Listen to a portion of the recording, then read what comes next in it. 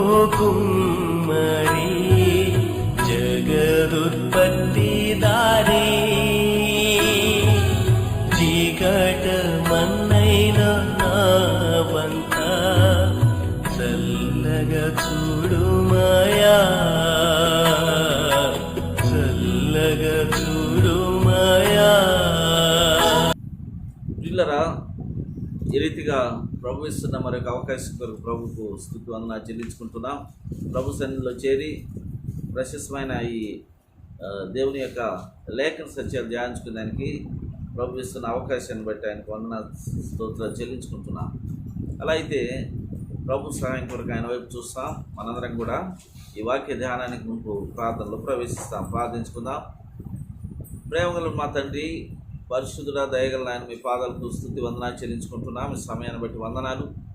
సమయంలో మీరు ఇస్తున్న ఈ ప్రశస్తమైన లేఖన సత్యాలను మీరే దయతో మాకు వివరింపు చేయమని, బోధించమని, ప్రభా గ్రహించడానికి కృపద ఇచ్చేయమని, మా జీవితాన్ని సరిచేసుకుందానికి సహాయం చేయమని, ఆ రీతిగా మీరు అనుగ్రహించిన రక్షణలో మమ్మల్ని స్థిరపరిచి బలపరచమని, అపాతంత్రుడు మా పక్షాన్ని లాయపరుస్తూ మీ పునరుద్ధాన శక్తితో నింపి ఆత్మస్వరూపిగా ప్రభా మా జీవన యాత్రలో మమ్మల్ని నడిపించి మీరు మహింపొందమని, నాయన సమయాన్ని మాకు దీవెనకరంగా చేయమని తండ్రి విన్నపం ఆలకించమని మీ ప్రీతిమాడు మా ప్రభు అయిన యేసయ్య వారి శ్రేష్టమైన నామములో స్తోత్రం చెల్లించి వేడుకొంచున్న తండ్రి. ఆమేన్, ఆమేన్. ప్రియులారా, సమయంలో మీ యొక్క బైబిల్ గ్రంథాల్లో నుంచి ఇర్మియా గ్రంథం మనం తీసుకుందాం. ఇర్మియా గ్రంథం 14వ అధ్యాయాన్ని మనం తీసుకుందాం. ఇప్పటి వరకు ఇర్మియా గ్రంథంలో 13 అధ్యాయాల్ని మనం ధ్యానించుకుంటూ వచ్చాం. ఈ సమయంలో ఇర్మియా గ్రంథం 14వ అధ్యాయాన్ని మనం ధ్యానించున్నాం. ఈ ఇర్మియా గ్రంథం 14వ అధ్యాయంలో ఇర్మియా ద్వారా ప్రభు మరొకసారి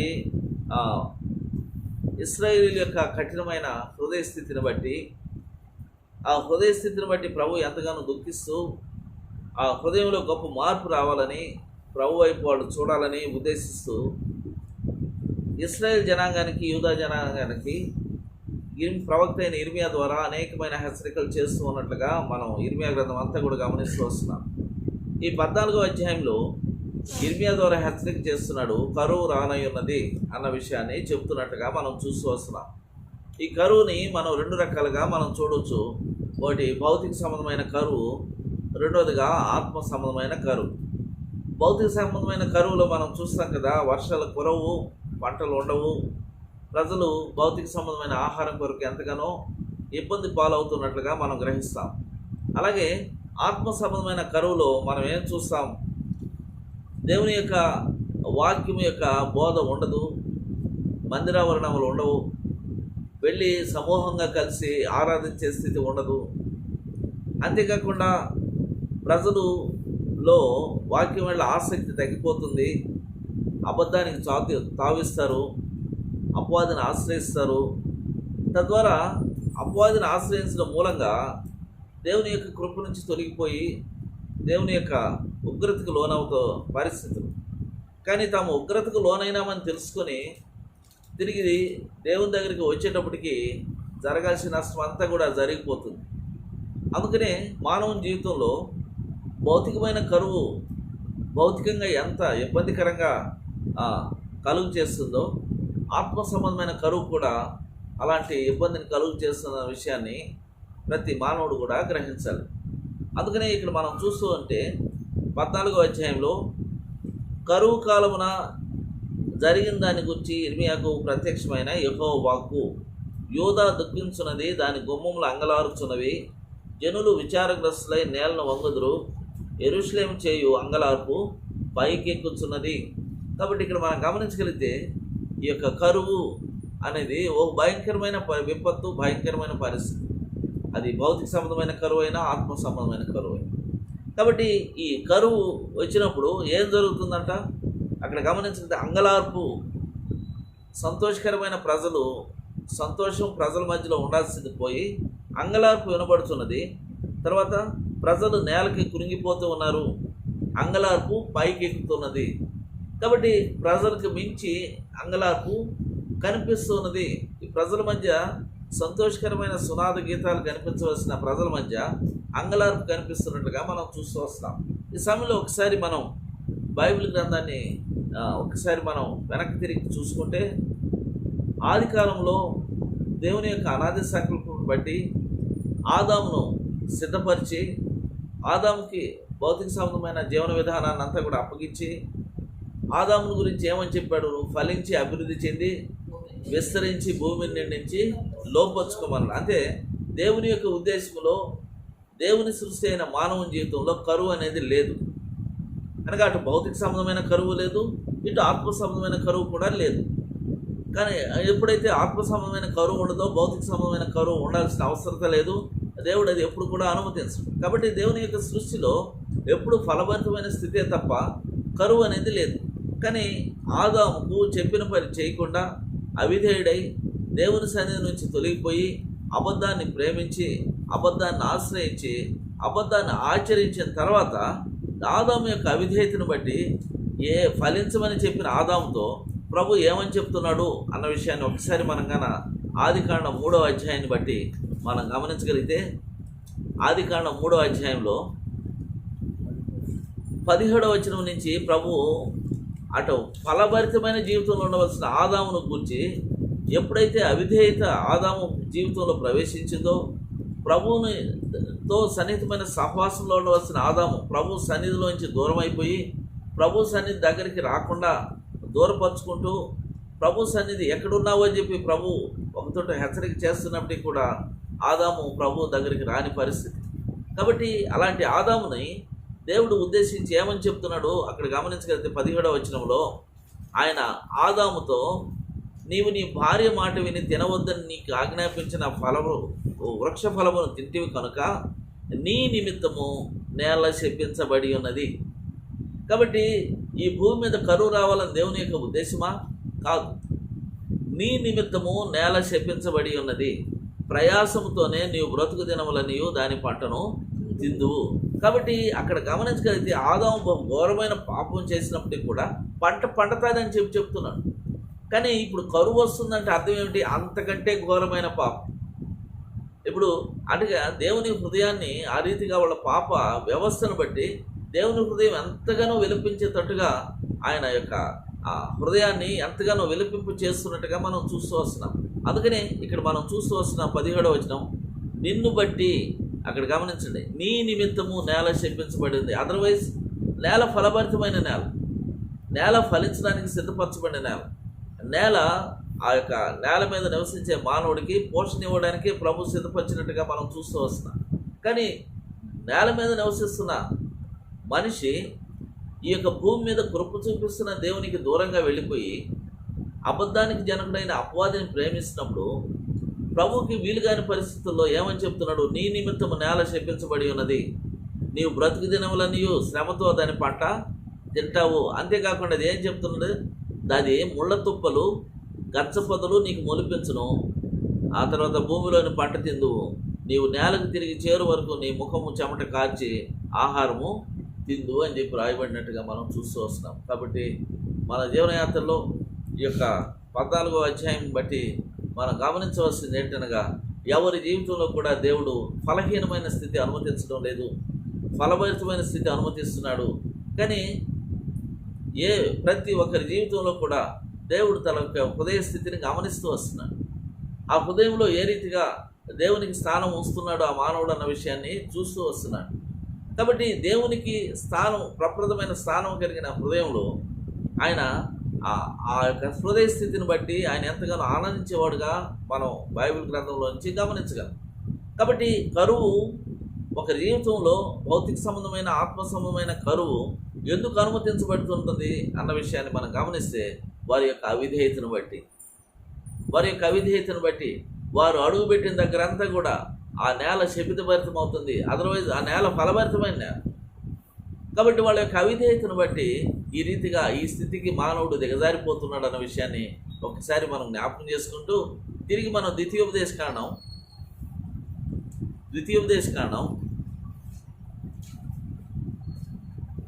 28వ అధ్యాయానికి వెళితే 28వ అధ్యాయంలో మనం గమనించగలిగితే ప్రభు ఇక్కడ ఇంకా స్పష్టంగా మోషే ద్వారా తెలియపరుస్తున్న మాటలను ఒకసారి మనం గమనించగలిగితే 28వ అధ్యాయం మొదటి వచనంలో నీవు నీ దేవుడైన యెహోవా ద్వితీయోపదేశ కాండం 28వ అధ్యాయం మొదటి వచనంలో, నీవు నీ దేవుడైన యెహోవా మాట శ్రద్ధగా విని నేడు నేను నీకు ఆజ్ఞాపించున్న ఆయన ఆజ్ఞలన్నిటి అనుసరించి నడుచుకుని ఎడల నీ దేవుడైన యెహోవా భూమి మీద ఉన్న సమస్త జనుల కంటే నిన్ను హెచ్చించును అని చెప్పి రాయబడినట్లుగా మనం చూస్తూ వస్తున్నాం.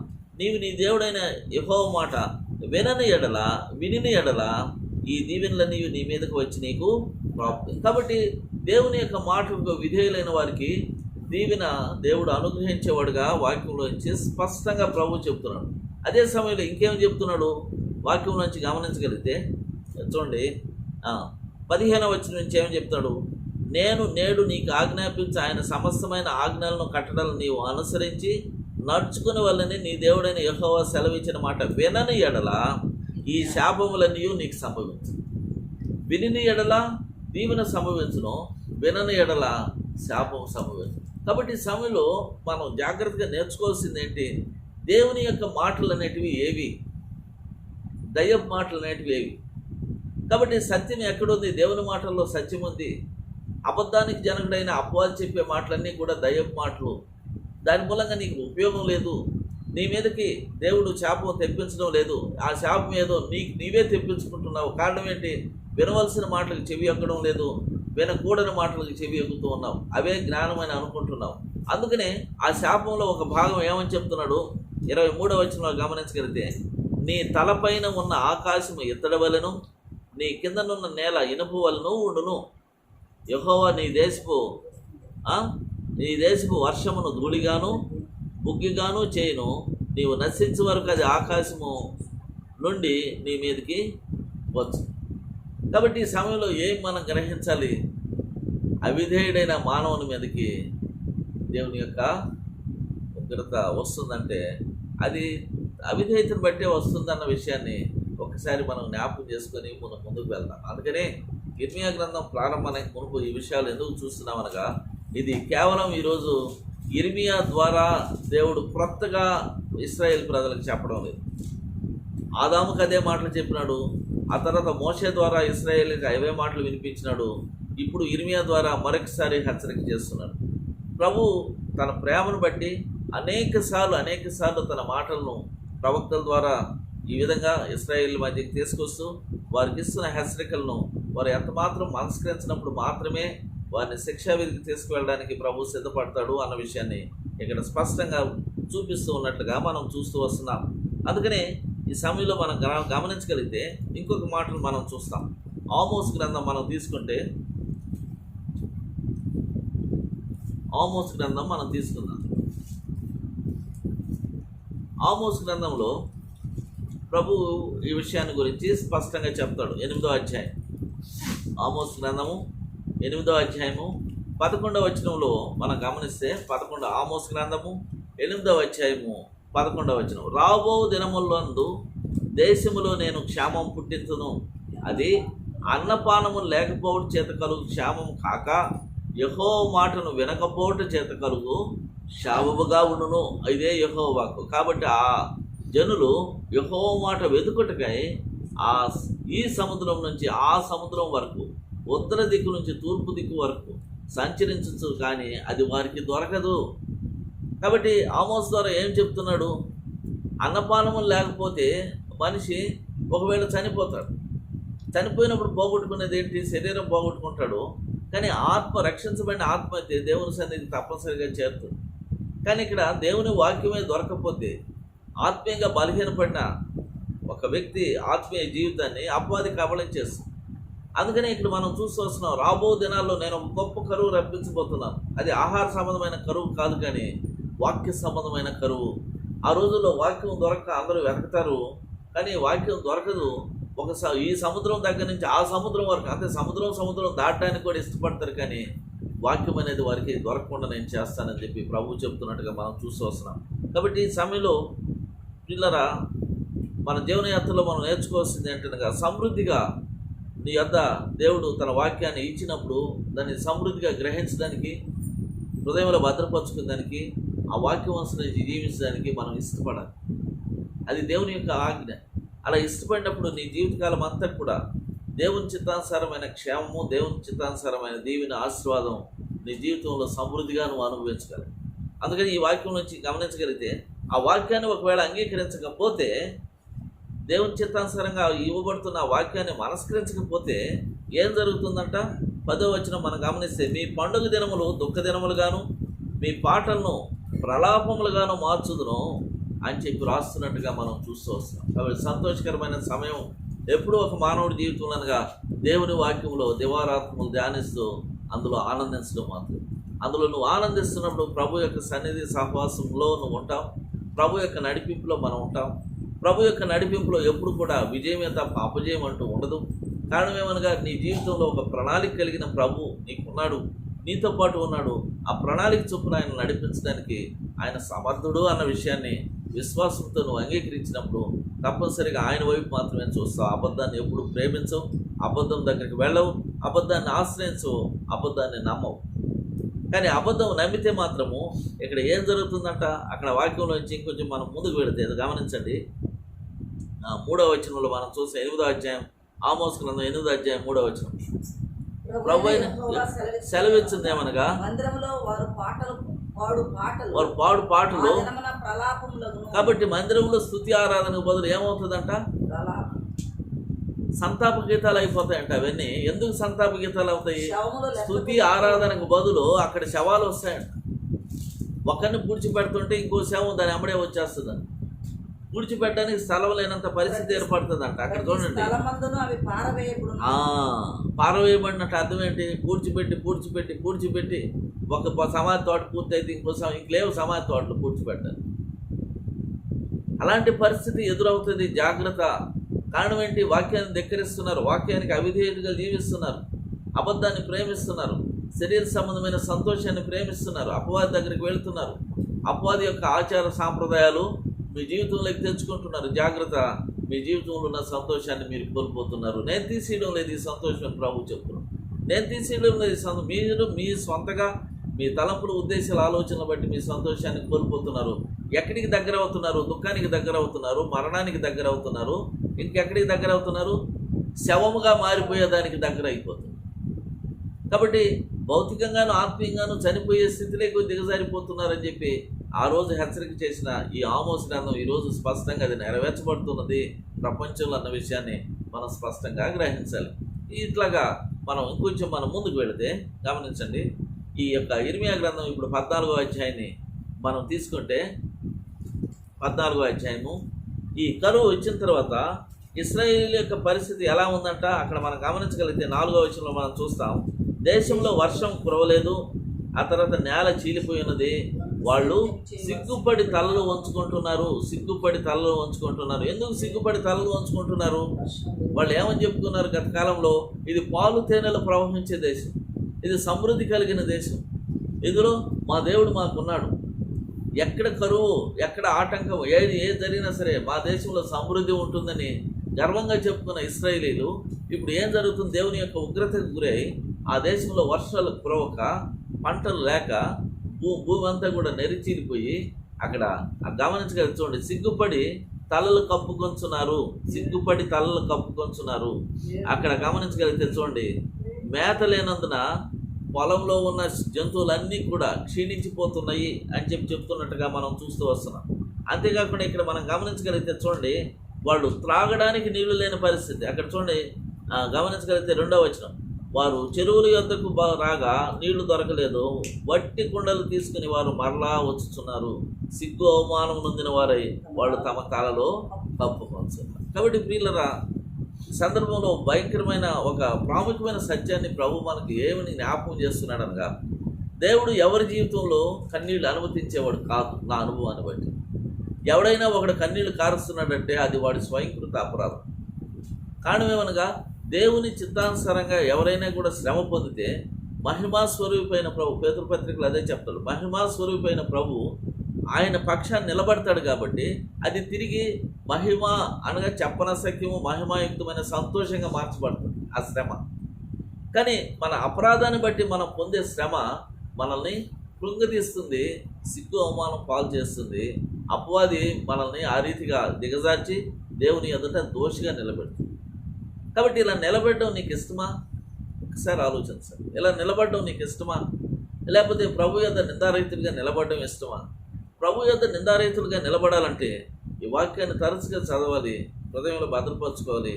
మన అనుదిన జీవితంలో వాక్యమైన దేవుడితో కలిసి మనం జీవించినప్పుడు ఆయనే సమభూమిలో మనల్ని నడిపిస్తాడు. మన వల్ల ఇది జరిగే పని కానే కాదు. మన ప్రార్థన ఏ రీతిగా ఉండాలి? ప్రభా, పరిశుద్ధాత్మ దేవుడుగా నా ఆత్మను సంధించు, నన్ను నడిపించు. నా వల్ల కాదు నిందారహితుడిగా జీవించడం. అపవాది నన్ను ఎంతకైనా సరే ఓడించడానికి, తిరిగి నన్ను పడదోయడానికి ప్రయత్నిస్తూ ఉంటుంది. కాబట్టి నీ పునరుద్ధాన శక్తి నన్ను నడిపించు.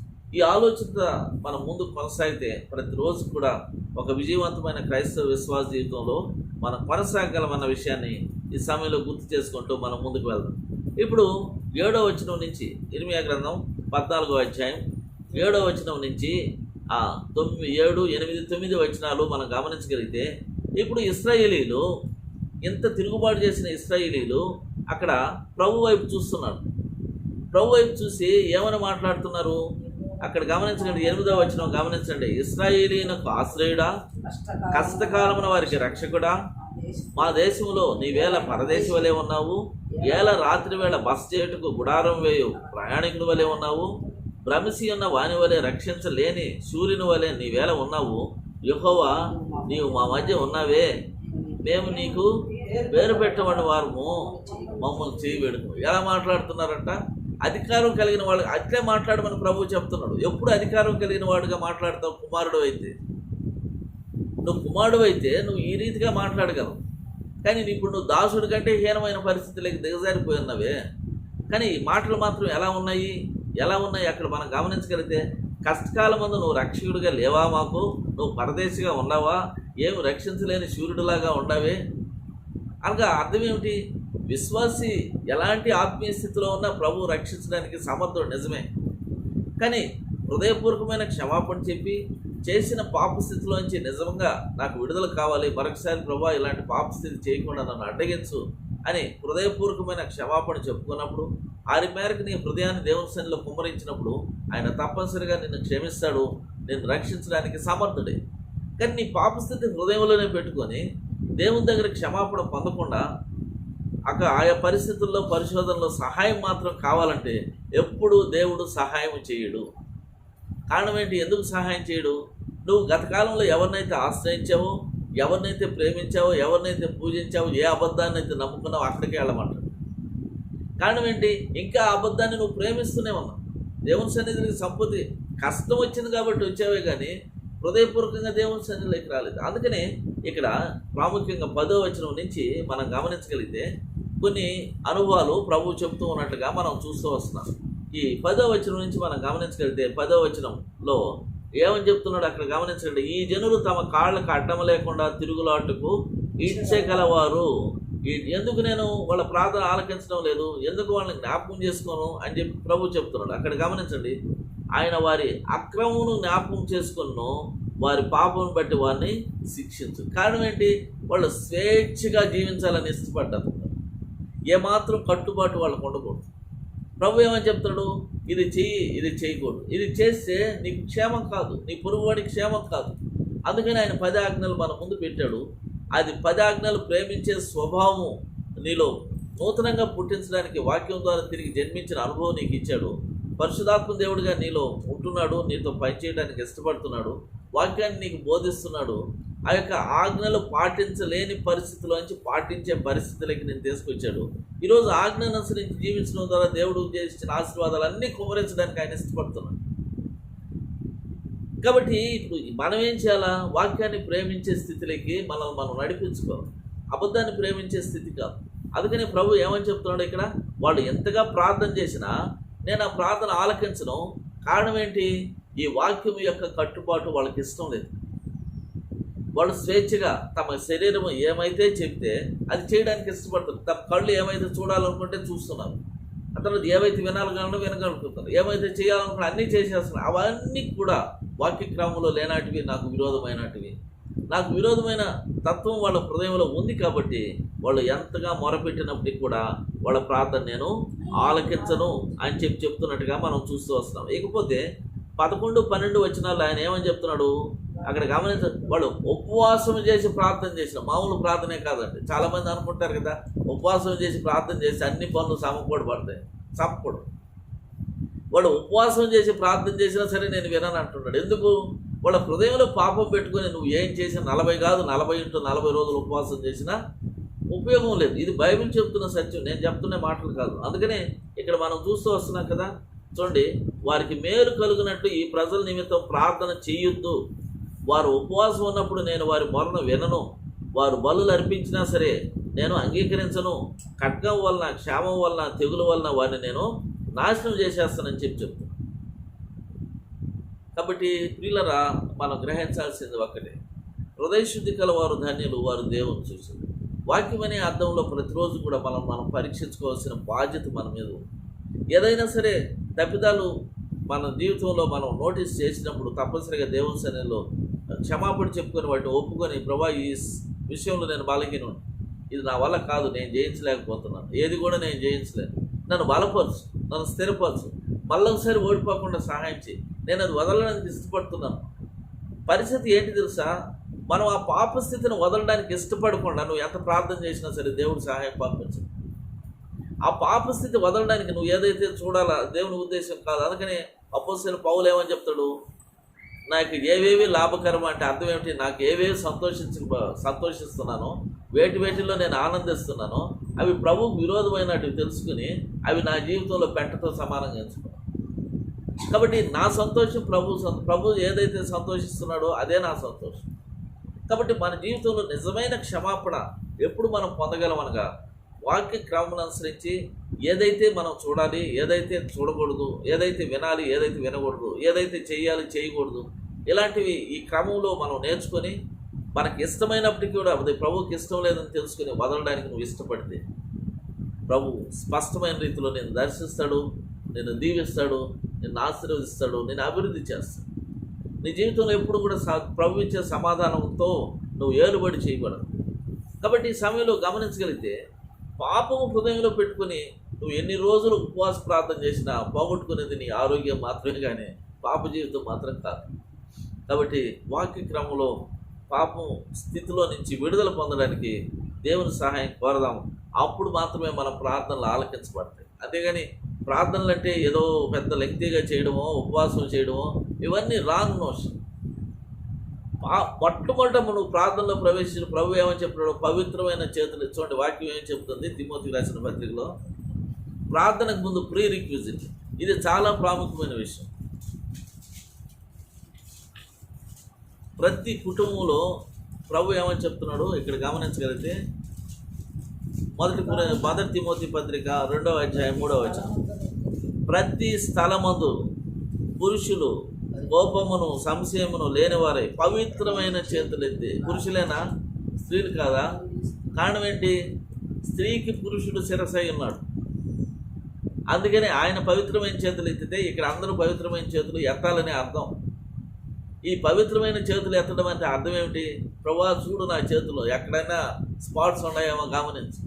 యెషయా గ్రంథం ఏం చెప్తాడు, మీరు అసలు మందిరాలు తొక్కబాకంటారా? ఎందుకు తొక్కకూడదు? మీ చేతులు రక్తంతో నిండి ఉన్నవి, పాపపు డాగులు ఉన్నవి, అవి కడుక్కొని రండి అని చెప్పి ప్రభు చెప్తున్నాం. కాబట్టి ప్రార్థనలో ప్రీ రిక్విజిట్ ఏంటంటే, మొట్టమొదట మన పాప క్షమాపణ. మనం సంపూర్తిగా క్షమించబడ్డాము, దేవుని దృష్టిలో నిందారహితులుగా మనం జీవిస్తున్నామని నిశ్చయిత లేకపోతే దాని కొరకు ప్రార్థన చేయి, అది మంచిది. ఆ నిశ్చయితకు వచ్చేంత వరకు నీ కొరకే ప్రార్థన చేయి, ఇతరుల కొరకు అక్కడే లేదు. దేవునితో నేను కలిసి జీవిస్తున్నాను, దేవునితో నడుస్తున్నాను, నేను బలహీనుడిని, అయినా దేవుడు తగిన రీతిలో సహాయం పంపిస్తూ దాని కృపను విస్తరింపజేస్తున్నాడు, అందుకని నన్ను బలపరుస్తూ వస్తున్నాడు. కాబట్టి ఆ స్థితిలో నేను కొనసాగుతున్నాను. ఆ స్థితిలో ఇంకొకరికి ప్రార్థన చేయొచ్చు, తప్పేం లేదు.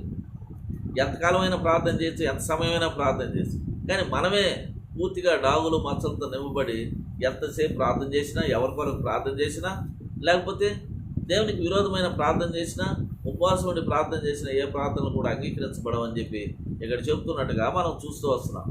ఈ పరిస్థితుల్లో అపవాది ఒక పెద్ద ప్రయోగం చేస్తుంది క్రైస్తవుల మధ్య. ఏం ప్రయోగం చేస్తుంది? ఆశీర్వాద మాటలు ఇదే బైబిల్లోంచి తీసుకొచ్చి చదివి వినిపించి ప్రార్థన చేసేస్తుంటారు కొంతమంది పాస్టర్స్. వాళ్ళు ఎప్పుడు కూడా హెచ్చరిక మాటలు చెప్పరు, అది ప్రజలకు ఇష్టం లేదు కాబట్టి. వస్తుండగానే ఇప్పుడు మనం పుట్టుదినానికి పిలుస్తాం, ఏదో అకేషన్కి పిలుస్తాం, అప్పుడు హెచ్చరిక మాటలు మనకి ఇష్టం లే. ఏం కావాలి మనకు? ఆశీర్వాదం మాటలు కావాలి. అందుకని ప్రభు ఏమని చెప్తున్నాడు ఇక్కడ గమనించండి. పరిస్థితిని బట్టి దేవుని ఆత్మ నడిపింపులో ఉన్న ప్రతి ఒక్కడికి కూడా ఆ సమయానికి సందర్భాన్ని బట్టి వాక్యంలో ఇచ్చి మాట్లాడేవాడుగా ఉంటాడు. ఏ సందర్భంలో దేవుని ఆత్మ చేత నడిపించబట్టి ఇక్కడ మనం గమనించగలిగితే చూడండి, వాక్యం నుంచి మనం చూస్తాం 13వ వచనం నుంచి మనం గమనించగలిగితే, యెహోవా ప్రవక్తలు నా నామమున అబద్ధములు ప్రకటించున్నారు, నేను వారిని పంపలేదు, వారికి ఆజ్ఞ ఇయ్యలేదు, వారితో మాట్లాడలేదు, వారు అసత్య దర్శనములను శకునములను మాయా మంత్రములను తమ హృదయమున పుట్టించు వంచన ప్రకటన చేయొచ్చు. కాబట్టి ఒక దైవజనుడిని ఇక్కడ పిలిచినావు, ఆ దైవజనుడు సిద్ధపడి వచ్చినాడా ఇక్కడికి? నీకేం తెలుసు? ఎలా తెలుసు? కాబట్టి సమయంలో మనం నేర్చుకోవాల్సింది ఏంటి? ఎవరో వచ్చి ఇక్కడికి వాక్యం పరిశుద్ధాత్మ దేవుడుగా నీ హృదయంలో ఉన్న ప్రభు నీకు ప్రకటించి బోధించి ఆ వాక్యం అనుసరించి జీవించడానికి ఆయన తన కృపనంతా కుమరించే దేవుడిగా ఉన్నాడు. కాబట్టి ఎవరో ఆశీర్వాదం మాటలు చాలామంది నన్ను అడిగినారు, అన్న ఎప్పుడు నువ్వేమో హెచ్చరికలే చెప్తావు, ఆశీర్వాదాలు చెప్పవు అని చెప్పి. నేను చెప్పింది ఒకటే మాట, నువ్వు హెచ్చరికల్లో బట్టి ఆశీర్వాదం నీ అమ్మడే వస్తుంది. ఆశీర్వాదం కావాలంటే దరిద్రం వస్తుంది. కొత్త ఆశీర్వాదమే దేవుని దగ్గర నుంచి రావాలంటే ఏమొస్తుంది? దరిద్రం వస్తుంది. ఆశీర్వాదం ఎప్పటికీ రాదు. అక్కడ మనం గమనిస్తే చూడండి, ప్రతి ఆశీర్వాదం ఇచ్చే కండిషనల్ బ్లెస్సింగ్. యెహోవా నా కాపరి, నాకు లేమి కలగదు. ఆయన నీ కాపరి అయితే లేమి కలగదు. అపవాది కాపరి అయితే ఏం కలుగుతుంది? లేమి కలుగుతుంది. కాబట్టి బైబిల్లో ఉన్న ప్రతి బ్లెస్సింగ్ కూడా ఇట్స్ ఏ కండిషనల్ బ్లెస్సింగ్. నువ్వు ఇది చేస్తే నేను ఇది చేస్తాను, కానీ నువ్వు అది చేయడానికి నీకు ఇష్టమైతే నీ తరఫున నేను చేయడానికి ఇష్టపడుతున్నాను. కారణం ఏంటి? ఆయన శిలువలో నిర్వహించిన కార్యాన్ని బట్టి ధర్మశాస్త్రంలో ఉన్న పాప స్థితిని మనకు అడ్డం లేకుండా ఆయన కొట్టివేసి అందులో ఉన్న ఆశీర్వాదాలన్నీ కూడా నీ జీవితంలో ఏనాడో కుమ్మరించాడు. అదే ఎఫెసీయులకు రాసిన పత్రికలో చెప్తాడు కదా, ఆత్మ సంబంధమైన ఆశీర్వాదాలు, ప్రతి ఆశీర్వాదం కూడా క్రీస్తు ప్రభువులో నీకు ఇచ్చేసి ఉన్నాడు. కాబట్టి ఆ ఆశీర్వాదాలు ఏమిటని చెప్పి తెలుసుకోవడం నీ బాధ్యత. అందుకనే ఇక్కడ మనం చూస్తూ వస్తున్నాం కదా, పాపం చేసేవాడి ఇంటికి కూడా వెళ్ళి ఈరోజు ఏం చేస్తారు? బైబిల్ చదివేవాళ్ళు అక్కడికి వెళ్ళి దేవుడు నిన్ను ఆశీర్వదిస్తాడు ప్రభా, మరిన్ని సంవత్సరాలు వాళ్ళకి అని పుట్టినరోజుల గురించి చెప్తారు, పెళ్లి రోజుల గురించి చెప్తారు. కానీ ఇదిగో నీ పాప స్థితి ఇలా ఉంది, ఇలా ఉంటే చాలా కష్టం అని చెప్పే దైవజనులు కూడా నేను చూశాను. ఓ దైవజనుడు నేను ఒక ఇంటికి తీసుకపోతే ఆ ఇంట్లో వెళ్తుండగానే ఆ ఇల్లు డెడికేషన్ ఆ రోజే చెప్పేసినాడు, ఇక్కడ ఒక గొప్ప మీ అందరూ ఆశ్చర్యపడే విషయం జరుగుతుంది, దాన్ని బట్టి మీ అందరూ దుఃఖపడతారు. కారణం ఏంటి? మీలో ఎవరిలో మార్పు లేదని చెప్పేసి. మీరు మార్పు తెచ్చుకోండి, ఇలాంటి సంతోషకరమైన సమయాలు అనుభవించండి. ఆయన చెప్పినట్టే ఒక సంవత్సరం లోపల ఇంట్లో వాళ్ళందరికీ సంబంధమైన సమయం వచ్చేసి. కాబట్టి అలాంటి చెప్పే దైవజనులు కూడా ఉన్నారు, వాళ్ళని ఎవరు ప్రేమించరు. కాబట్టి ఈ సమయంలో మనం నేర్చుకోవాల్సింది ఏంటి తెలుసా? దేవుడు ఆశీర్వాదాలు ఇవ్వడానికి ఆయన సమర్థుడు, ఆయన ఒక్కడే మనల్ని ఆశీర్వదించగలడు. కానీ ఆయన కోరుకునేది ఏంటి? ఆయన మార్గంలో మనం శాశ్వతమైన రీతిలో జీవించడానికి ఇష్టపడాలి. అందుకనే ఇక్కడ ఏమని చెప్తున్నాడు అక్కడ అబద్ధములు ప్రకటిస్తారంట, అబద్ధ ప్రవక్తలు. అందుకని వాళ్ళ మీదకి ఏమని చెప్తున్నాడు చూడండి, వాక్యం ఏం చెప్తుంది? కావున నేను వారిని పంపకపోయినను నా నామను బట్టి ఖడ్గము క్షామమైన దేశంలో రాదని చెప్పుతూ అబద్ధ ప్రవక్తలు ప్రకటిస్తూ ఇలాగ సెలవిస్తున్నాడు, వాళ్ళు లయమైపోతారని చెప్తారు. చాలా లయమైపోతారు. కాబట్టి ఎప్పుడైనా సరే దేవుని వాక్యం ప్రకటించే పరిస్థితి నీకు వస్తే ఆ సమయానికి బట్టి, ఆ సందర్భాన్ని బట్టి, ఆ కుటుంబాన్ని బట్టి, ఆ వ్యక్తిని బట్టి ప్రభా ఏ వాక్యంతో వాళ్ళతో మాట్లాడమంటావు అనే సిద్ధపాటు లేకుండా నువ్వు వెళితే నువ్వు శిక్షణ తెచ్చుకుంటున్నావు. జాగ్రత్త. ఆ సిద్ధపాటు లేకుండా నువ్వు వెళ్ళి వాళ్ళకి ప్రార్థన చేసి నువ్వు శిక్షణ తెచ్చుకుంటున్నావు. చూడండి, రోమీయులకు రాసిన పత్రిక ఒకసారి మనం గమనించగలిగితే, రోమీయులకు రాసిన పత్రిక అపోస్తలుడైన పౌలు ఈ సంఘాన్ని దర్శించడానికి ప్రభు దగ్గర అనేక దినాలుగా ప్రార్థన చేస్తూ వచ్చినాడట అన్న విషయాన్ని ఆయన ఎంతో స్పష్టంగా చెప్తున్నట్టుగా మనం రోమీయులకు రాసిన పత్రిక 1వ అధ్యాయాన్ని మనం తీసుకున్నాం. 1వ అధ్యాయంలో ఎందుకు వాళ్ళు ఈయన యొక్క విజిట్ ద్వారా వాళ్ళు మేలు పొందాలని దేవుని యొక్క ఉద్దేశం. ఇక్కడ చూడండి 9వ వచనం మనం గమనిస్తే, 1వ అధ్యాయం 9వ వచనం, ఇప్పుడు ఎలాగైనాను ఆటంకము లేకుండా మీ వద్దకు వచ్చుటకు దేవుని చిత్తం వలన నాకు వీలు కలుగునేమని నా ప్రార్థనలో యందు ఎల్లప్పుడూ ఆయన బతిమాలుకొనుచు మిమ్మల్ని గురించి ఎడతెగక జ్ఞాపకం చేసుకుంటున్నాను. ఇందుకు ఆయన కుమారుని సువార్త విషయమై నేను నా ఆత్మ యందు సేవించున్న దేవుడే సాక్షి. మీరు స్థిరపడవల్లని, అనగా మీకును నాకును కలిగిన విశ్వాసం చేత మనం ఒకరి విశ్వాసం చేత ఒకరు ఆదరణ పొందవలని, ఆత్మ సంబంధమైన కృపావరం మీద మీకు ఇచ్చుటకు మిమ్మల్ని చూడవల్లని మిగిలి అపేక్షిస్తూ. ఇది నిజమైన దైవజనుడి యొక్క అనుభవం. ఒక దగ్గరికి వెళుతున్నామా, కొద్ది రోజులు ప్రార్థన చేయి, వాళ్ళకి ప్రభు ఏం మాట్లాడమంటున్నాడు మాట్లాడు, వాళ్ళకి హెచ్చరిక ఇవ్వాలంటే హెచ్చరిక, ఆశీర్వాదం ఇవ్వాలంటే హెచ్చరిక, ఆశీర్వాదం ఇవ్వు. ఆయన దేని కొరకు ప్రార్థన చేస్తున్నాడు? ప్రభు నేను వాళ్ళకి వెళ్ళడం మూలంగా వాళ్ళకి ఆదరణ కలగాలి, వాళ్ళ విశ్వాసం పెంపొందింపు చేయాలి, వాళ్ళకు ఒక కృపావరం నా ద్వారా ఇవ్వాలని చెప్పి నేను అపేక్షిస్తున్నాను. అలాంటి గొప్ప కృపను వాళ్ళ పట్ల పంపనిపించి. కాబట్టి ఎంత సిద్ధపాటు కలిగి ఉన్నాడన్న విషయాన్ని మనం చూస్తూ అపోస్తలుడైన పౌలు. కానీ ఈ రోజుల్లో ఇలా జరుగుతూ ఉందా? అది జరగడం లేదు కాబట్టి ఇర్మియా గ్రంథం ద్వారా ఈ మాటలు ప్రభు మనకు హెచ్చరిక చేస్తున్నాడు. ఇప్పుడు మనం గమనించగలిగితే చూడండి, ఇర్మియాకి సెలవిస్తున్నాడు, నువ్వు ఏం చెప్పాలా వాళ్ళకి అని చెప్పి. ఏం 17వ వచనం నుంచి నీ వారితో చెప్పవలసిందేమనగా 17వ పీడింపబడుచున్నది, ఘోరమైన గాయమునుంది, కన్నీరు కారుచున్నది. పొలములోనికి నేను పోగా ఖడ్గం చేత మతులైన వారు కనబడుదురు, పట్టణంలో ప్రవేశింపగా క్షామ పీడితులు అచ్చట ఉందురు, ప్రవక్తలేమి యాజకులేమి తాము ఎరుగని దేశమునకు పోవాలని. కాబట్టి ఇక్కడ ఇర్మియా ద్వారా సెలవిస్తుంది ఏంటి? మీ వల్ల ప్రభు ఎంతగానో దుఃఖిస్తూ ఉన్నాడు, మీ పరిస్థితిని చూసి దుఃఖిస్తూ ఉన్నాడు. మీ పరిస్థితి ఎలాగ తయారవుతుంది అక్కడ మనం గమనించగలిగితే, ఆ పరిస్థితి చూసి నా కన్నుల నుండి కన్నీరు కారుచున్నది.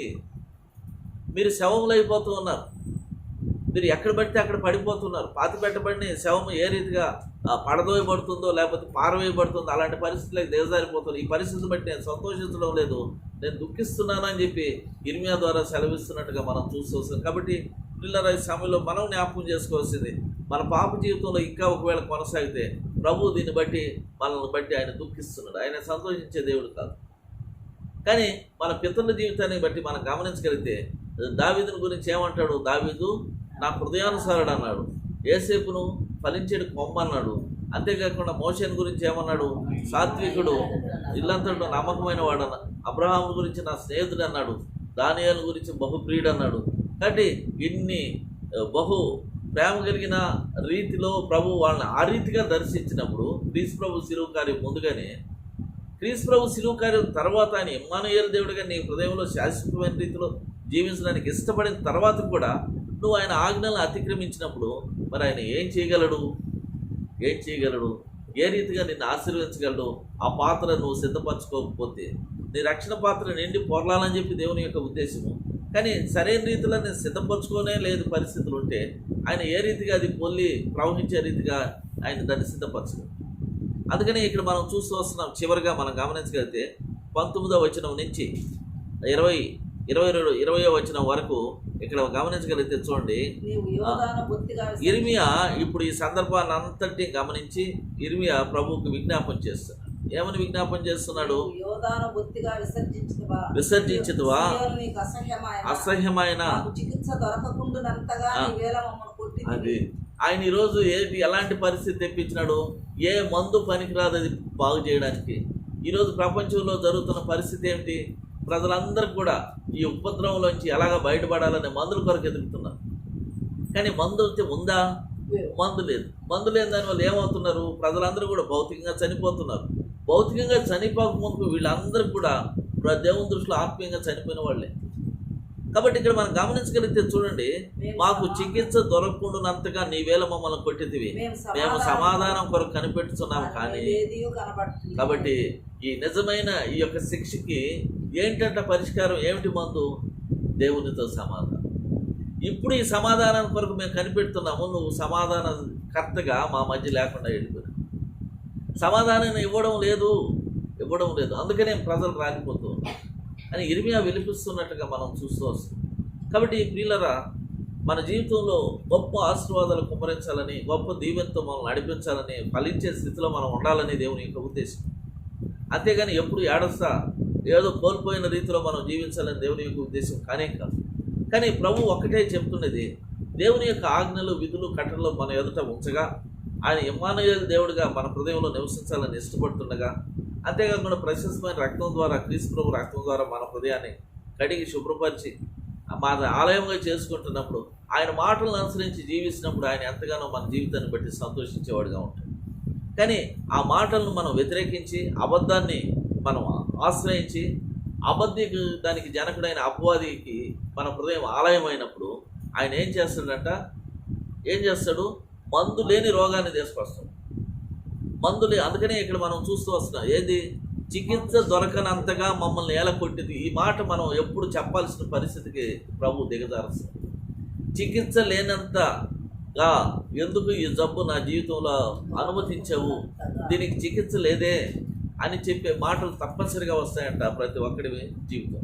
అందుకని ఇంకొంచెం మనం ముందుకు వెళ్తే గమనించండి, చికిత్స కాలం కొరకు కనిపెడుతున్నాము కానీ భీతి కలుగుతున్నది. చికిత్స కొరకు ఎదురు చూస్తున్నాం, మందు కొరకు ఎదురు చూస్తాం. మందు కంటే భయం ఎక్కువ అవుతుంది. ఎందుకు చచ్చిపోతున్నాం? మందు లేదు, ఏముండదు, చావు ఉంది. ముందు భయం ఉంది, ఆ తర్వాత భయం వెంబడి చావు ఉంది. దీనికి మందు ఏంటంట? దేవునితో సమాధానం. కారణం ఏంటి? భూమి మీద కృప చూపిస్తున్న ప్రభువుని ఎరగకుండా నీ ఇష్టంగా నువ్వు జీవించడం, నీ ఇష్టంగా వాళ్ళకి ఏమని చెప్పాడు ప్రభు? స్వేచ్ఛగా జీవించడానికి ఇష్టపడుతున్నారంట ప్రజలు. ఏమాత్రం కట్టుబాటు, ఆ స్వేచ్ఛగా జీవిస్తున్న ప్రజలు ఇతరులకు హానికరంగా జీవిస్తున్నారు. దేవుని కట్టుబాటులో లేని ప్రజలు ఎప్పుడు కూడా ఇతరులకు హానికరంగానే జీవిస్తారు. అందుకనే చివరిగా ప్రభు ఇర్మియా ద్వారా ఏం మాటలు కల్పిస్తున్నాడు చూడండి. 22వ వచనం, జనముల వ్యర్థ దేవతలు వర్షమును కురిపించ గలవారున్నారా? ఆకాశం వానేయగలదా? మా దేవుడైన యెహోవా నీవే కదా. కాబట్టి భౌతిక సంబంధమైన వర్షమైన, ఆత్మ సంబంధమైన వర్షమైన ప్రభు మాత్రమే చేయగలడు ఒకరి జీవితం.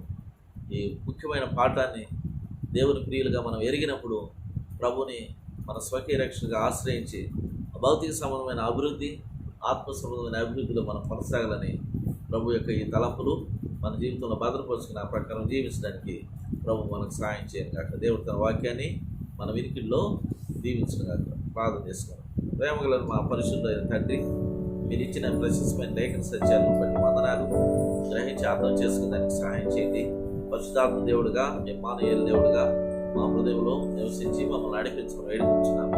కూడి వచ్చిన ప్రజలందరి కొరకు వందనాలు. వారి ప్రాణాత్మ దేహంలో మీ స్వాయంలో ఉంచుకోమని వేడుకొచ్చున్నాము. ప్రేమ మా తండ్రి, కనికరించండి. పాప జీవితం నుంచి విడుదల చేయండి. ఫలభరితమైన, దీవెనకరమైన, భౌతిక సంబంధమైన, ఆత్మ సంబంధమైన విశ్వాస జీవితంలో ముందు కొనసాగండి. దయచేసి మీరు బాహ్యం పొందండి. పరిచయం దీవించమని మీ చిత్తమైతే మరొకసారి మేమందరం చేరి ఈ రీతిగా వాక్యాన్ని ధ్యానించమని, మీకు కృపలో ప్రేమలో భద్రపరచమని, విన్న పాలకించమని మీ ప్రియకుమారుడు మా ప్రభుని యేసయ్య వారి శ్రేష్టమైన స్తోత్రం చెల్లించి వేడుకొచ్చిన తండ్రి. ఆమేన్. ఇల్లరా వీక్షిస్తున్న ప్రజలందరికీ కూడా క్రీస్తు ప్రభు యొక్క శుభనామంలో శుభావందనాలు. Praise the lord.